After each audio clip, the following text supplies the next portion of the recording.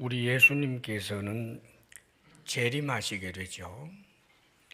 예수님의 재림의 그때가 인간 세상 역사는 이제 끝이 나는 때가 됩니다. 종말이죠. 근데 주님께서 재림하시게 될 때까지 주님께서 승천하셨고 재림하시기까지의 징조들이 있습니다.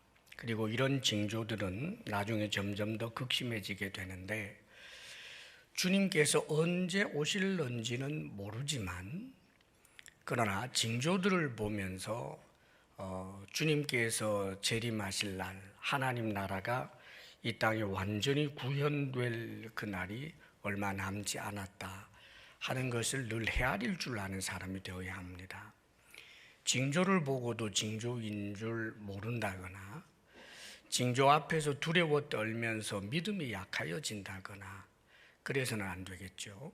그래서 지난주에 이어서도 오늘 또 역시 마찬가지로 종말에 임하게 될 여러 가지 징조들, 그리고 그 징조 앞에서 우리가 어떤 태도를 가져야 하는지에 대해서 여전히 교훈해 줍니다. 특별히 오늘은 예루살렘 종말에 대해서는 보다 더 구체적으로 말씀해 주시고, 그리고 천재지변에 대하여 주님께서 재림이 임박하게 될 때 지구상에 엄청난 이런 천재지변이 있게 될 것에 대하여 말씀해 주시고, 이런 것들을 보면서 무화과 나무의 비유로서 때가 가까이 온 줄 알고 잘 준비할 것을 말씀하시는 그런 내용입니다. 오늘 말씀 20절에서 24절까지가 예루살렘의 그 종말, 멸망에 대해서 이야기를 하죠. 예루살렘의 그 멸망은 예수님께서 이 땅에 재림하시게 될 그 징조 가운데 하나입니다. 비교적 아주 앞부분에 있었죠. 이미 성취된 말씀이에요. 오늘 말씀 보게 되면 너희가 예루살렘이 군대들에게 에워싸이는 것을 보거든 그 멸망이 가까운 줄을 알라.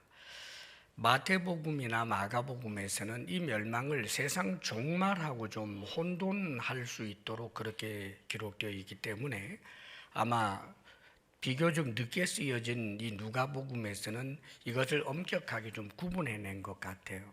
그래서 이 멸망은 세상 종말이라는 의미에서의 그 멸망이 아니고 세상 종말의 징조이기는 하지만 예루살렘 멸망을 말하는 것입니다. 이 예루살렘의 멸망이 가까운 줄을 알라. 실제로 이것은 주후 70년경에 로마 장군 디도에 의해서 로마 병사들이 이제 침공을 함으로 예루살렘이 완전히 멸망하게 되지요. 그 전쟁이 얼마나 치열했던지 5년간이나 지속이 됐어요. 그러니까 예루살렘이라고 하는 이 성은 난공불락의 그런 이제 성이고 굉장히 방어하기에 유리하게 되어 있었기 때문에 막강 군대 로마가 작심을 하고 무너뜨리려고 했어도 그 무너뜨리는 것이 굉장히 이제 어려웠습니다. 그러다가 보니까 이 병사들도 로마 병사들도 흥분할 대로 흥분하고 또 그렇게 오랜 전쟁 가운데 얼마나 많은 사람들이 피차 죽었겠어요. 그러다가 보니까 이 예루살렘이 멸망하게 되었을 때 잔인한 학살이 일어나는데 요세푸스 그 시대의 그 사건을 현 시대 사람으로 그 당시에 목격을 했던 그분의 증언에 의하면 110만 명이 학살을 당해요. 어마어마한 숫자죠. 그리고 9만 7천 명, 한 10만 명 가까운 사람들이 포로로 끌려가는 그런 아주 비참한 일이 일어납니다. 주님께서 말씀하신 대로 그 일들이 일어나게 된 거죠. 그런데 항상 우리 주님께서 이 말씀을 하실 때 제가 늘 이야기했습니다마는 이 종말의 때라고 하는 것은 예수님의 승천으로부터 시작해서 재림 때까지 전체 기간이 종말의 때예요. 그런데 이 종말의 때를 이야기할 때 여러 가지 징조를 말씀하시면 그것이 중첩되는 일들이 많다는 말입니다. 그러니까 천재지변도 이게 이 긴 시간 동안 강약의 차이는 있겠지만 여러 번 반복이 되고, 전쟁도 마찬가지고, 이 예루살렘 함락도 이 예루살렘의 멸망이라고 하는 것이 주후 70년, 지금으로부터는 벌써 거의 2000년 가까운 세월 전에 일어난 일이지만, 언젠가 또다시 이런 이제 비참한 일들이 일어날 수 있습니다. 이를테면 오늘 말씀 24절 말씀을 함께 한번 읽어볼까요? 24절 다 같이 시작. 그들이 칼날에 죽임을 당하며 모든 이방에 사로잡혀 가겠고 예루살렘은 이방인의 때가 차기까지 이방인들에게 밟히리라. 예루살렘은 이방인의 때가 차기까지 이방인들에게 밟히리라. 이 이방인의 때, 학자들의 의견이 조금은 분분하지만 대체적으로 이 이방인의 때라고 하는 것은 이방인에게는 복음이 증거되는 아주 은혜의 때를 말하고, 그리고 이 유대인들에게는 주님을 향한 그 거부에 대한, 선민이잖아요 원래.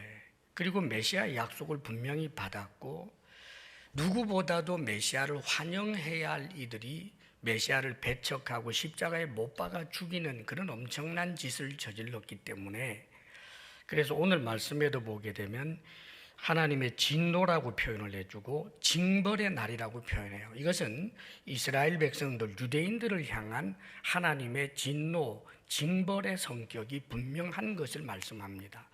그런데 이게 회복이 언제 되느냐 하면 이방인의 때가 차기까지 이방인들에게 밟히리라 그랬어요. 사실 이스라엘이 이제 독립을 하게 될 때, 그때 회복이 되는 줄 알고 다들 정말 기대가 대단했었습니다, 여러분. 그런데 아직까지도 이방인의 때에 있어요. 예루살렘이 온전히 회복되지 못합니다. 그 성전이 지금 이스라엘이 독립국가로 있지만, 그러나 그 성전은 이슬람 사원이 함께 있어서 그 황금돔이 있죠. 그래서 아직까지 온전한 회복이 되지 않았고요. 그리고 아마 요한계시록이나 이런 데를 비교해서 보게 되면 이스라엘 사람들이 아마 주님 재림에 임박할 때까지 일반적으로 유대인들은 사실 거의 대부분이 하나님을 경외하는 사람들이고, 물론 그 가운데 무신론자도 있습니다만은 구약 성경을 하나님의 말씀으로 믿고 있는 사람들인데, 예수님을 주라고 아직도 메시아라고 인정을 안 하는 것이 이제 대세지요, 그들에게 있어서는.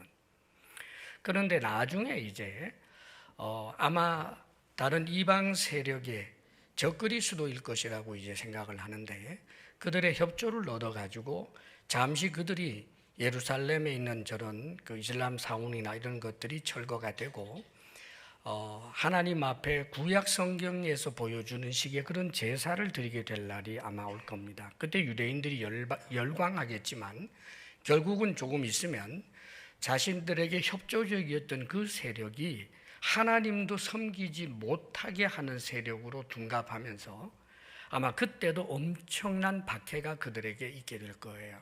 그때 비로소 유대인들이 정말 그 예수님이 그리스도구나 하는 아주 전 국민적인 그런 이제 회개 운동이 일어나게 되고, 그들 가운데 많은 사람들이 순교와 더불어 구원을 얻게 될 것이라고 많은 이제 주경학자들이 내다보고 있고, 저도 그렇게 생각을 합니다. 결국은 예루살렘의 온전한 회복은 다시금 하나님 앞에 양으로 서로 제사 드리는 그 방식으로의 회복이 아니에요. 예수님께서 재림하시고 난 이후에 천년왕국이 지나고 하늘로부터 이제 그 성전이 내려오게 되는, 요한계시록에 말씀해 주는 말하자면 그런 식의 회복, 예수 그리스도께서 속죄의 양이 되신다라고 하는 것을 온전히 믿고, 우리 주님께서 왕으로서, 만왕의 왕으로서 예루살렘에 등극하게 되는 그때가 진정한 의미에서 회복이기 때문에, 그게 언제인지는 아무도 몰라요. 그러나 정말로 일어날 일이다. 그렇게 여러분들이 알면 되겠습니다. 자, 그런데 이 말씀 가운데 우리가 좀 주목할 말씀이 있어요. 21절 말씀을 우리 함께 읽었으면 좋겠습니다. 시작. 그때 유대에 있는 자들은 산으로 도망갈 것이며 성내에 있는 자들은 나갈 것이며 촌에 있는 자들은 그리로 들어가지 말지어다. 예루살렘에 이제 군대가 에워싸거든 그 예루살렘 성이 멸망이 가까운 줄을 알고 빨리 피하라고 주님께서 말씀해 주셨어요. 유대에 있는 자들은 산으로 도망가라. 또 예루살렘 성 안에 있는 사람들은 나가라. 그리고 촌에 있는 사람들이 촌에서 나와서 그리로 들어가지 말라. 다시 말하면 촌이 아니라 그 성에 들어가지 말라는 말이에요. 원래 이스라엘 백성들은 예루살렘 성은 견고하다라고 하는 믿음이 있고, 그리고 거기는 예루살렘 성전이 있기 때문에 결코 멸망하지 않는다라는 믿음이 있었어요. 그래서 로마가 에워쌌을 때 열심당원과 같은 사람들은 유대나 다른 곳에 있던 사람들조차도 전부 어디로 들어갔느냐 하면 오히려 예루살렘으로 들어가 버렸어요. 쳐들어온다는 이야기를 알고.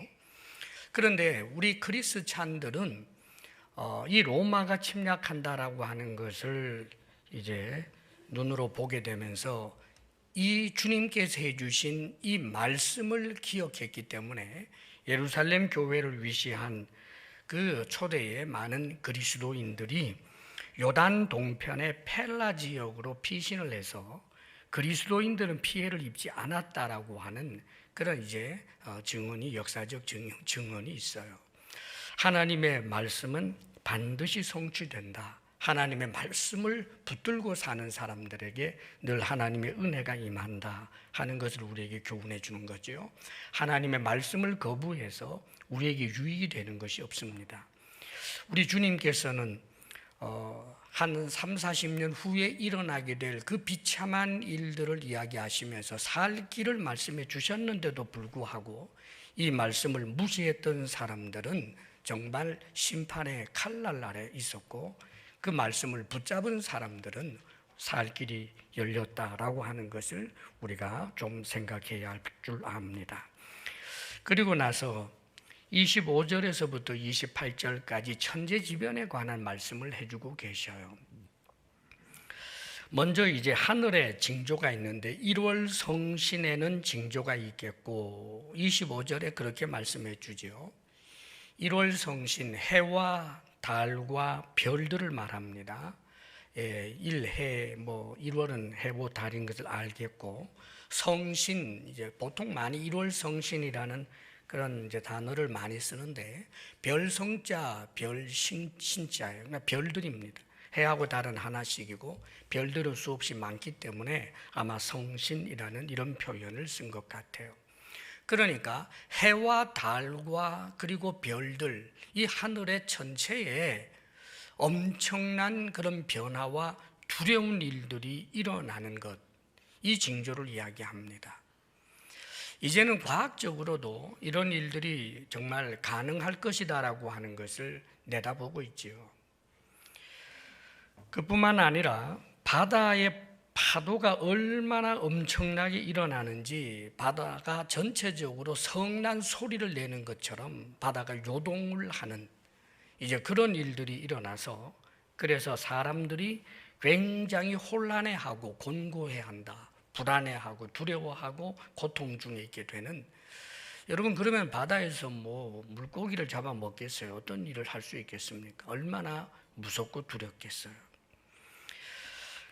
26절에 보면 이런 그 천재지변 앞에서 사람들이 세상에 임할 일들, 멸망을 생각하고 너무너무 두려워서 기절하리니 라는 표현까지 써요.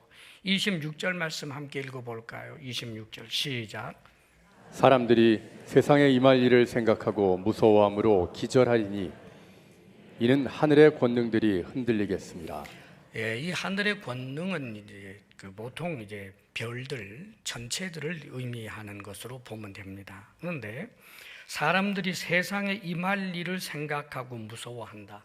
예수님 재림을 생각한다는 뜻 아니에요. 그들은 이거 세상이 멸망하겠다.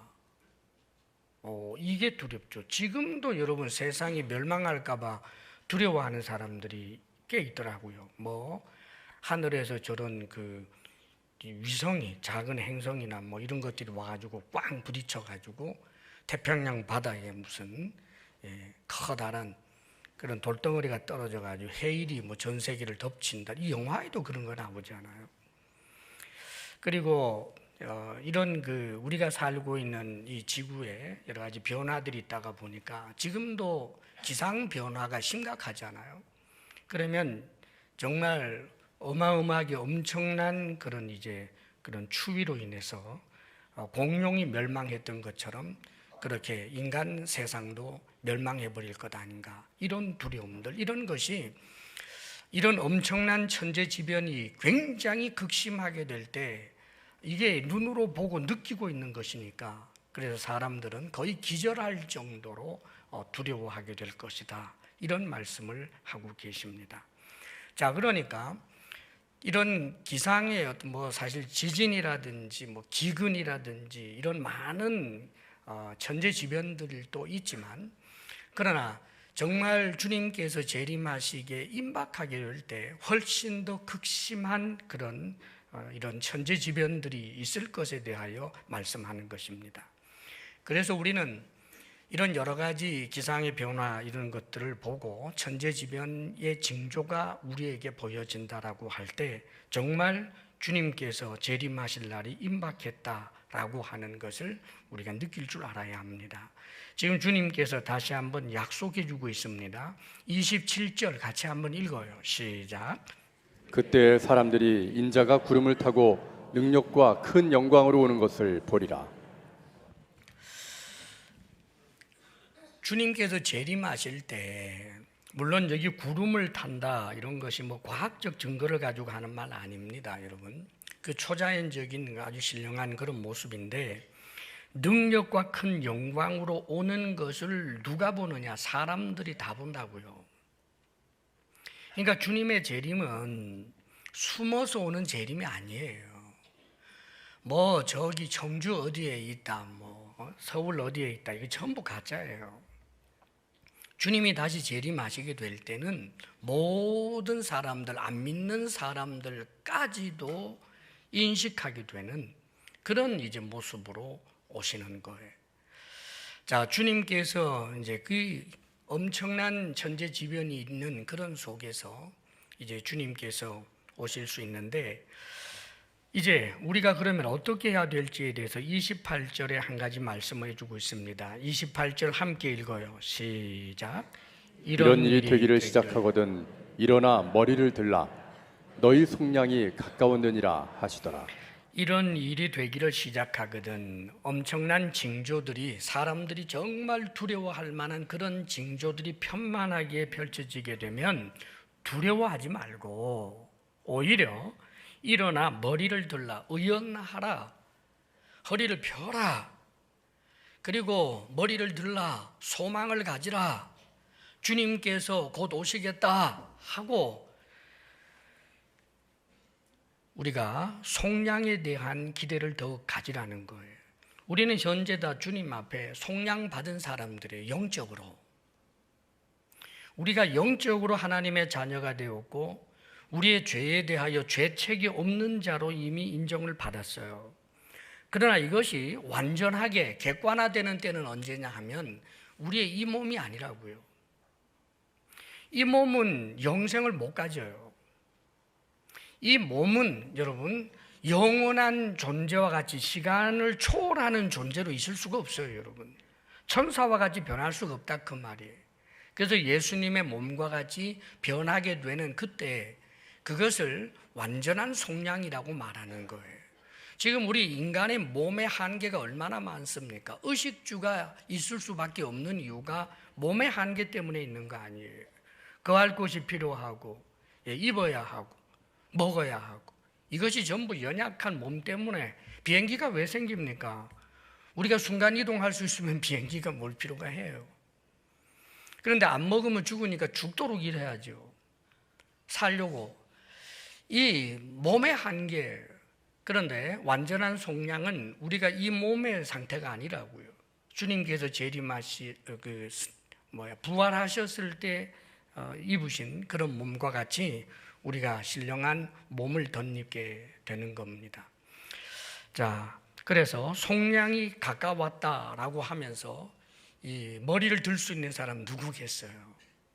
바르게 믿음 생활하고 있고, 주님을 사랑하고 주님과 동행한 사람들, 박해를 이겨낸 사람들, 미혹받지 않은 사람들, 그동안 얼마나 많은 미혹들이 있겠어요. 이단 세력들, 내가 주다라고 하며, 또 거짓 교사들, 엄청난 그런 대단한 일들을 이야기하면서 구원받기 위해서는 어느 공동체에 들어와서 세상과 단절하고 살아야 된다라고 하는 이런 거짓 이단들에 속아 넘어가고, 재산 모조리 팔아버리고, 결혼을 해도 니하고 결혼해라 그러면 그냥 좋고 나쁨을 떠나서 그냥 결혼하고 그걸 진리라고 붙들고 살던 그런 미혹되는 사람들이 세상에 얼마나 많아요.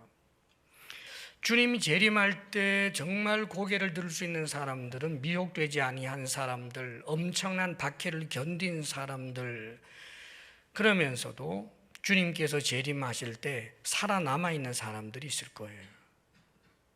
여러분, 주님께서 재림하시기 임박하게 되면 엄청난 그런 박해들 때문에 많은 사람들이 죽어요.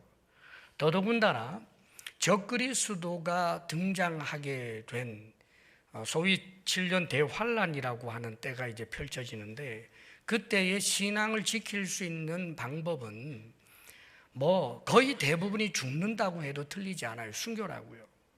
아마 그래도 그 눈을 피해서 정말 깊은 산에 들어가서 살아남는 사람이 혹 있을 수 있고, 적그리스도 세력이 전 세계를 거의 지배한다고 할지라도 그가 지배하지 못하는 어떤 영역들이 분명히 있을 수 있기 때문에, 왜냐하면 그들도 전쟁하잖아요.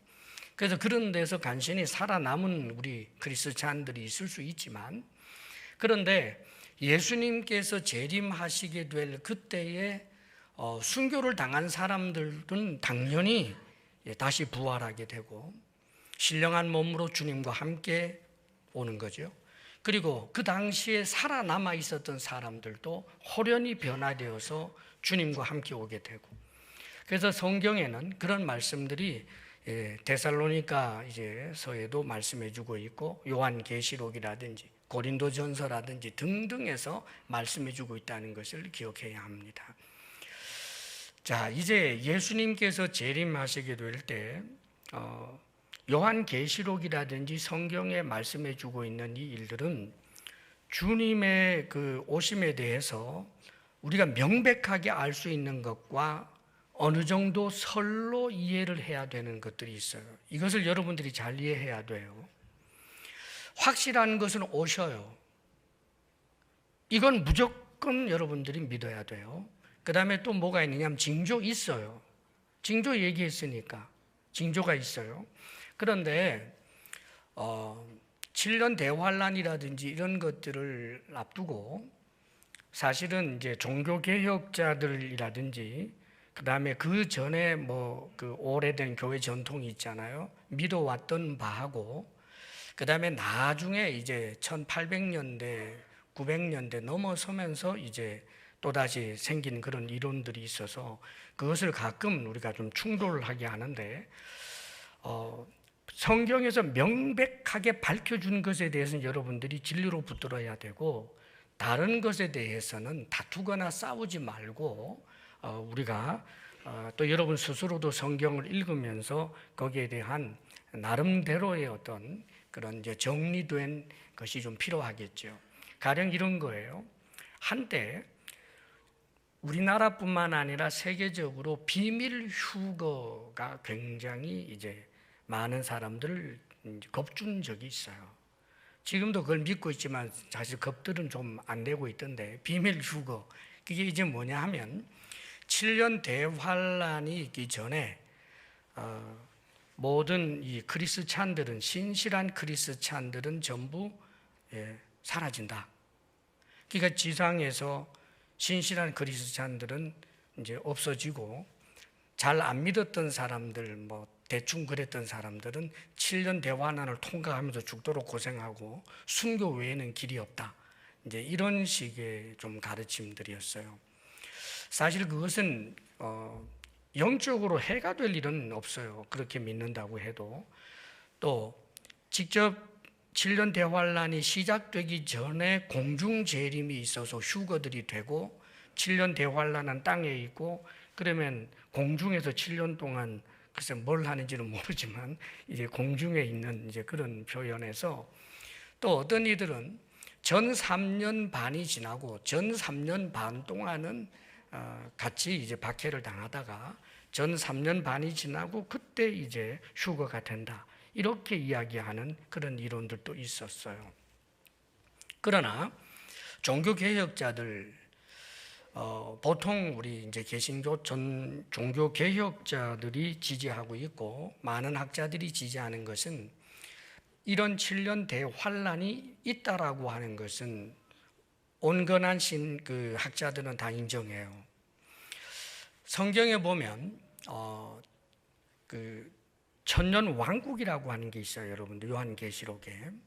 그러면 1000년 동안 우리가 왕노릇하게 되는, 그리스도와 더불어서 왕노릇하게 되는 천년 왕국에 대해서 저는 성경에 명백하게 있는 것은 믿는 사람입니다. 천년 왕국을 저도 믿어요. 그런데 이 천년 왕국을 인정하면서도 그러면 천년 왕국이 언제 이루어질 것이냐에 대해서 또 학자들의 의견들이 좀 분분해요. 천년 왕국 직전에 예수님이 재림하는 것을 전천년설이라고 그래요. 천년왕국이 있기 전에 온다고 해서 전천년. 그 다음에 천년왕국 이후에 주님이 재림한다, 후천년설이라고 그래요. 그리고 뭐 고려하지 않아도 될 그런 학설은 무천년설, 천년왕국이라고 하는 것 자체가 없다. 저는 그것은 우리 신앙인들이 받아들여서는 안 될 것 같아요. 성경에 있는데 없다고 하면 어떡해요? 그래서 전천년설, 후천년설 이런 이제 내용들도 있어서 나름대로는 다 일리들이 조금씩 있어요. 제가 이런 이야기를 드리는 이유는 자신이 가지고 있는 성경에 명백한 것이 아닌 것을 절대적으로 붙들고 있어서, 그래서 그렇지 아니하는 사람들을 위협한다든지 자신이 성경에 대해서 더 많이 잘 알고 있다라고 생각하는 이런 바리새적 오만이 침투하지 않도록 여러분들이 잘 경계해야 된다는 것을 말하는 거예요. 저는 이 7년 대환란이 우리 그리스찬들도 그 시대에 살아있는 사람들은 참여하는 것으로 믿고 있는 사람입니다. 성경에서의 근거들이 훨씬 더 많고, 경건하게 살고자 하는 자는 반드시 박해를 받으리라고 하는 말씀이 있었을 뿐만 아니라 우리 주님의 약속의 말씀이 항상 그 박해 앞에서도 생명까지도 던질 준비를 하라고 했지, 잘 믿으면 박해 면하게 해줄게, 이런 식으로 일관되게 말하는 그런 약속이 적기 때문입니다. 그래서 저는 개인적으로 우리 시대가 7년 대환란과 같은 엄청난 박해의 시절이 되지 않기를 바라지만, 그러나 혹시 우리 때, 왜냐하면 그런 때라고 하는 것이 쉽게 바로 찾아올 수도 있는 것이기 때문에 그렇습니다. 지금은 부분적으로 역시 7년 대환란에 버금가는 예수 믿는다고 박해를 당하는 이들이 이 지구상에 있잖아요. 그것은 부분적이에요. 그러나 전 지구적으로 그런 일이 일어나게 되는 일이 우리 시대에 없으면 좋겠지만 있을 수도 있어요.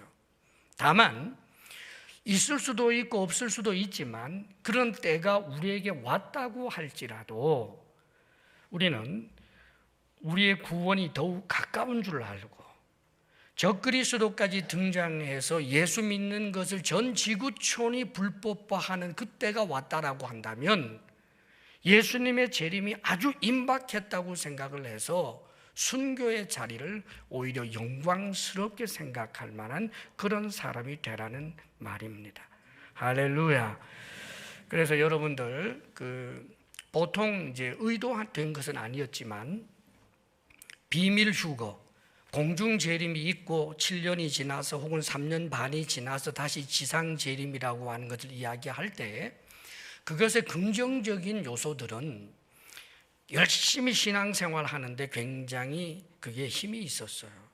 예수님이 오늘이라도 공중 재림하게 되면 아무도 모르게 오니까 옆에 있던 박권사는 기도 많이 하다가 사라졌고 나는 그냥 있을 수 있으니까 휴거 못 당하면 두 사람이 맷돌 갈다가 한 사람은 싹 올라가고 내가 남으면 그 꼴이 뭐가 되겠냐.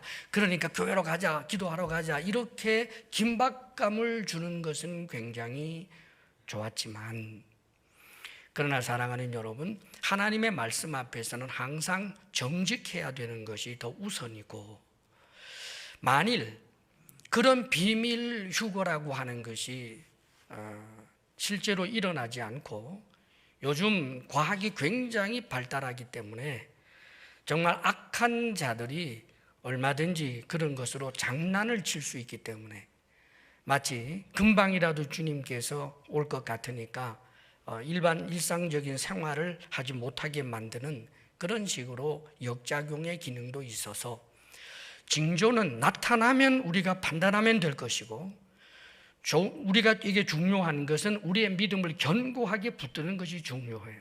그래서 주님께서도 이 비유의 말씀을 해 주시잖아요. 무화과 나무의 비유와 모든 나무의 비유를 이야기하면서 싹이 나면 이제 여름이 가까운 줄을 자연히 알지 않느냐. 그러니까 이런 징조들이 일어나는 것을 보거든 하나님의 나라가 가까이 온 줄로 알아. 자, 32절, 33절 함께 읽어요. 다 같이. 시작.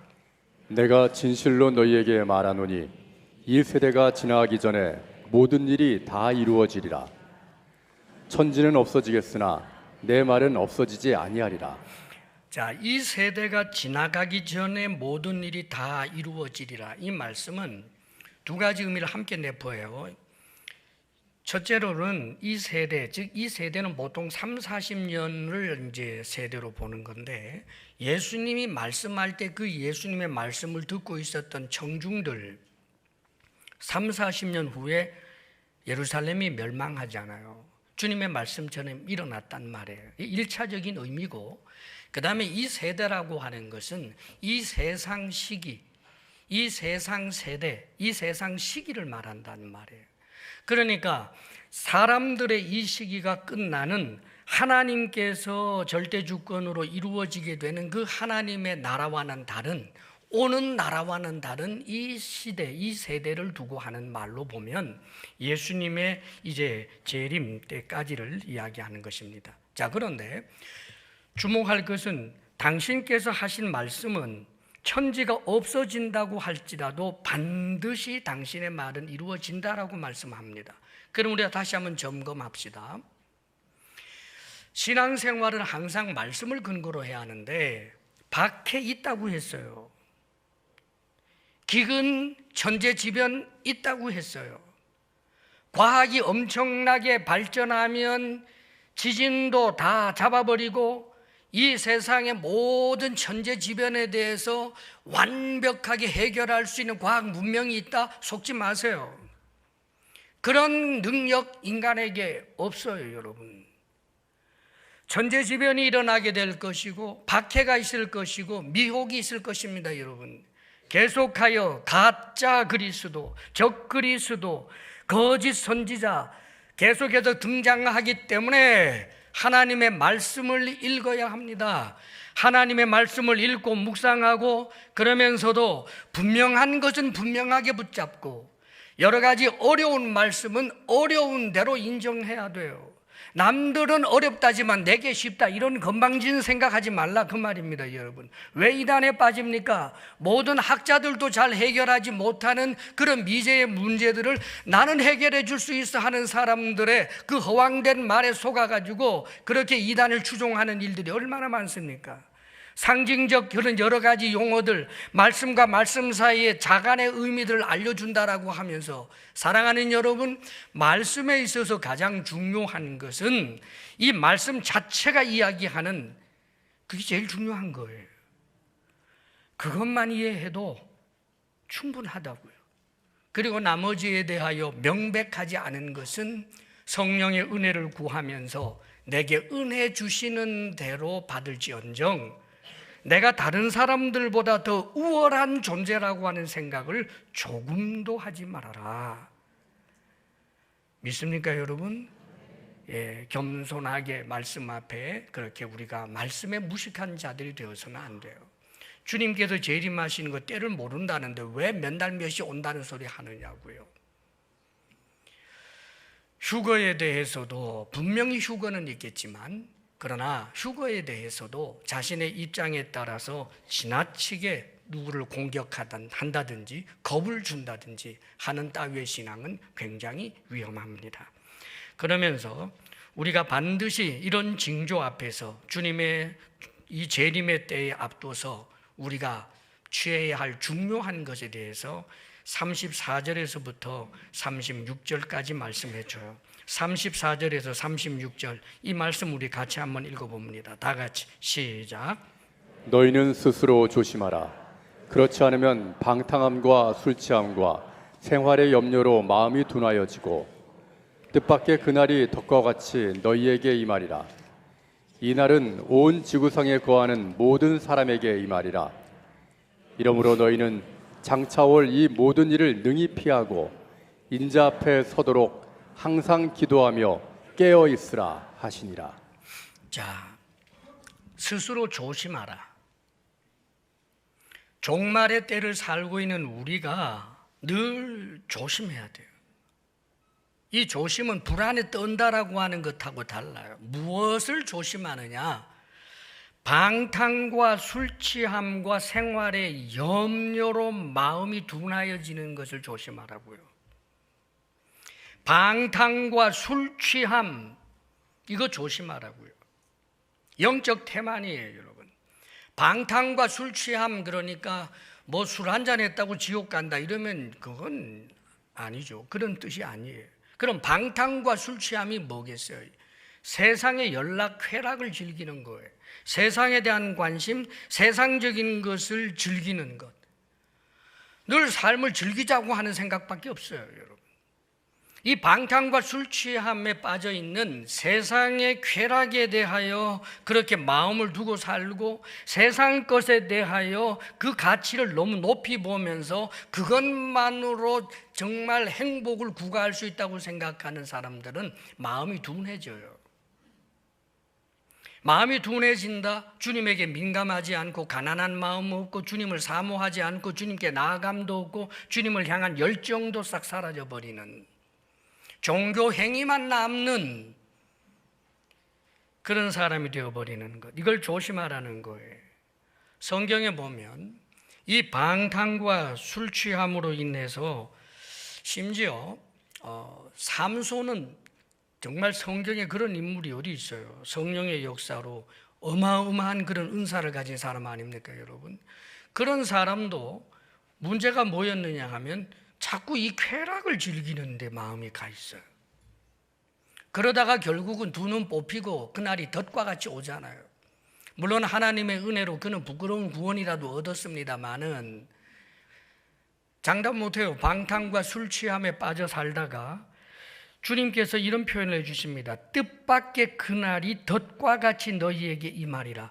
주님의 재림이 가까우면 고개를 들어야 되는데, 머리를 들어야 되는데, 주님의 재림은 우리를 영광스럽게 하는 것이기 때문에 굉장히 기뻐야 하는데 방탕과 술 취함에 빠져 사는 사람에게는 그것이 심판의 날이 되어버린다 그 말이에요, 여러분. 두 사람이 맷돌 갈다가 한 사람이 남아있고 한 사람은 휴거되는 거 그거죠.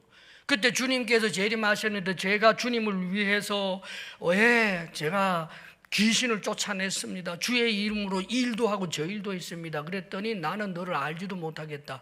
이러면 어떻게 되느냐고요. 방탕과 술 취함, 세상을 즐기는 거예요.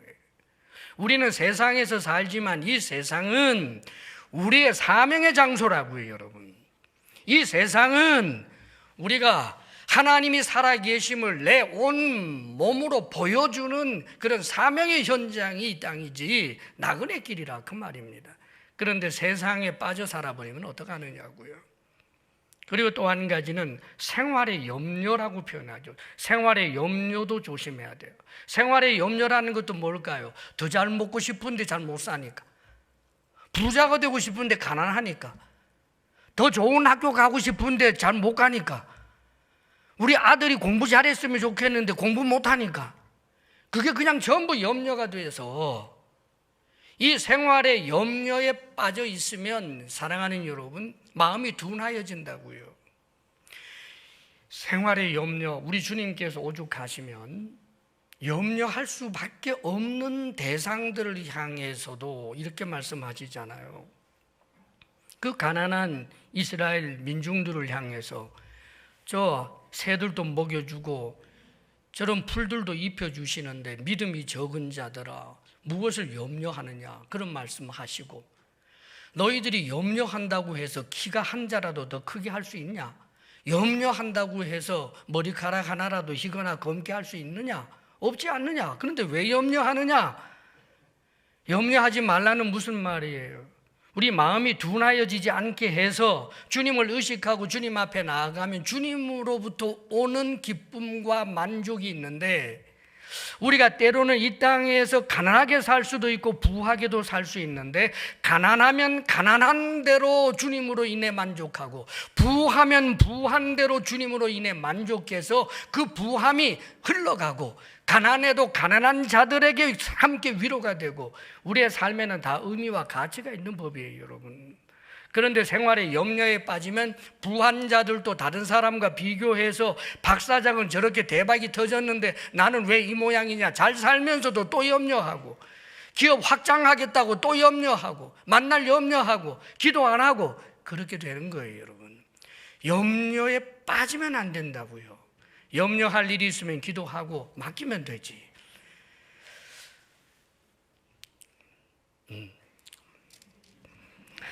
눈치챘어요? 네. 이제 자꾸 내가 길어진다라는 느낌이 좀 들어가지고 요즘 반성하고 있어요. 예. 자, 그 다음에 35절 우리 한번 또 읽어봐요. 35절 다 같이 시작. 이날은 온 지구상에 거하는 모든 사람에게 임하리라. 다시 한번 강조해주고 있습니다. 주님께서 임하시게 되는 그 날이 지구상에 거하는 모든 사람이에요. 모든 사람. 자, 그러면서 다시 한번 말씀해 줍니다. 우리가 해야 할 일은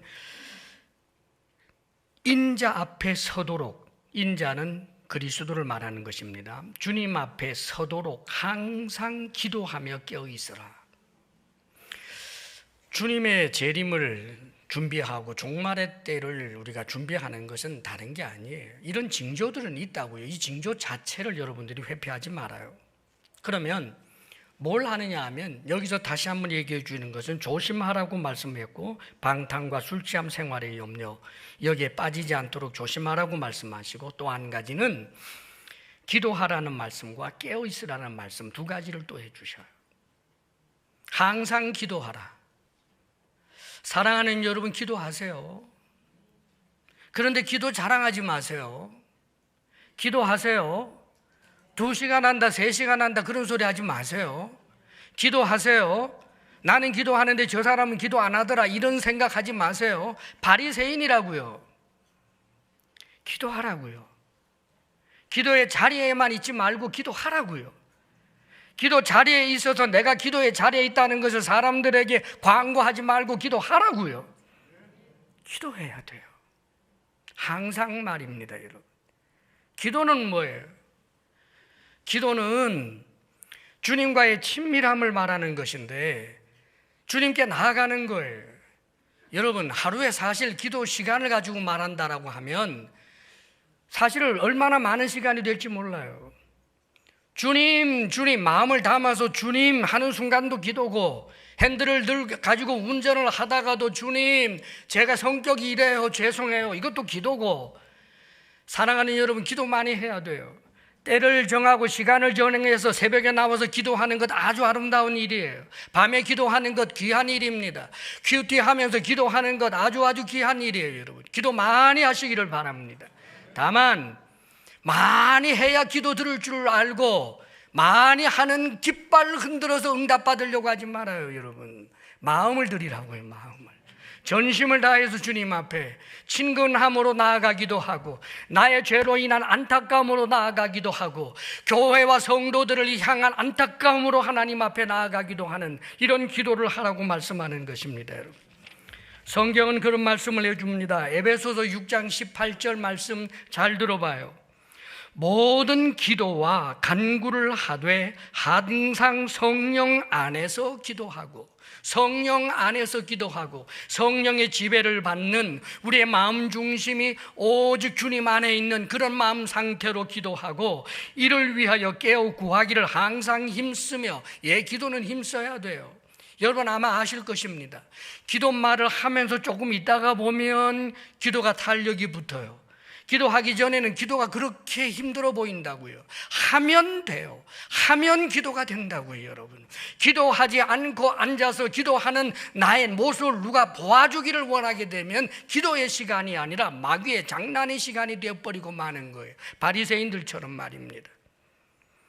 여러 성도를 위하여 구하라. 그래요. 기도하는 게 얼마나 할 게 많아요. 신문 보면서도 기도할 수 있고, 성도들 보면서도 기도할 수 있고. 그래서 항상 기도하면, 사랑하는 여러분, 우리는 깨어 있을 수 있는 사람이 되는 것이고 주님을 온전히 준비하는 사람이 될 수 있어요. 기도하지 않고 박해를 어떻게 이겨요? 기도하지 않고 미혹을 어떻게 이겨내느냐고요.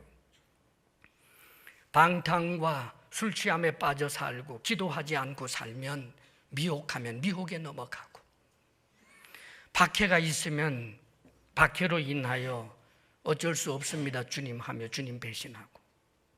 그런데 그때가 주님이 임박하여 재림하실 때라면, 사랑하는 여러분, 주님께 부인당할 수 있어요.